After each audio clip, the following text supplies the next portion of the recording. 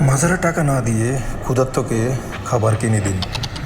ফিরকে বাবা না বানিয়ে নিজের বাবাকে বাবা বানিয়ে নিজের বাবার যত্ন নিন।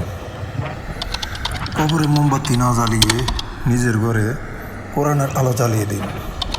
মৃত ব্যক্তির নামে চল্লিশে না করে সেই টাকা দিয়ে গরিবদের মাঝে দান করে দিন।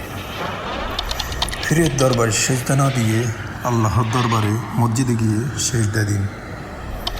মাজারে বসে বসে চিল্লাই চিল্লাই জিকির না করে মসজিদে বসে বসে নীরবে জিকির করুন। মাজারে দান না করে মাজারের পাশে বসে থাকা গরিব মিসকিনগুলোকে দান করুন। মাজারে গিয়ে বাবার পায়ে সেজদা না করে মসজিদে গিয়ে আল্লাহর কুদরতের পায়ে সেজদা করুন। নিজের স্বার্থের জন্য পরের ক্ষতি না করে পরের উপকার করতে শিখুন।